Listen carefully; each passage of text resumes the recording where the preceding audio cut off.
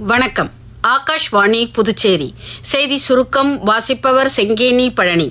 சர்வதேச மகளிர் தினம் இன்று உலகம் முழுவதும் கொண்டாடப்படுகிறது. புதுடெல்லியில் இன்று நடைபெறும் நாரி சக்தி சே விக்சித் பாரத் என்ற தேசிய அளவிலான மாநாட்டிற்கு குடியரசுத் தலைவர் திருமதி திரௌபதி முர்மு தலைமை தாங்குகிறார். இம்மாநாட்டை தொடர்ந்து உயர்மட்ட குழு விவாதம் மற்றும் 3 தொழில்நுட்ப அமர்வுகள் நடைபெறும்.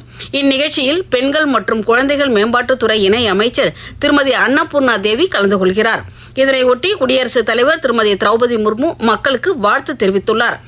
மகளிர் சக்திகளின் சாதனைகளையும் நாடு மற்றும் சமூகத்திற்கான பெண்களின் பங்களிப்புகளையும் கௌரவிக்கும் தருணம் இது என்று அவர் தமது வாழ்த்து செய்தியில் கூறியுள்ளார்.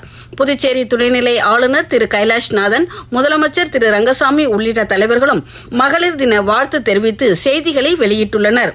பிரதமர் திரு நரேந்திர மோடி சர்வதேச மகளிர் தினமான இன்று குஜராத் மாநிலம் நவ்சாரியில் லட்சாதிபதி சகோதரிகள் மாநாட்டில் கலந்து கொண்டு சுய உதவி குழுக்களை சேர்ந்த 2.5 லட்சம் பெண்களுக்கு மொத்தம் 450 கோடி ரூபாய் நிதி உதவிகளை வழங்குகிறார். பிரதமர் திரு நரேந்திர மோடி நேற்று மாலை குஜராத் மாநிலம் சூரத்தில் 2,30,000 பேருக்கு கரீப் கல்யாண் அன்ன யோஜனா திட்ட பலன்களை வழங்கினார். உணவு பாதுகாப்பு சட்ட பயனாளிகளுக்கு கூடுதல் உணவு தானியங்களை இலவசமாக வழங்குவதற்கான பிரதமரின் கரீப் கல்யாண் அன்ன யோஜனா திட்டத்தில் குஜராத் அரசால் சேர்க்கப்பட்டுள்ள வேறு பல சமூக நல திட்டங்களின் பயனாளிகள் இதில் அடங்குவர்.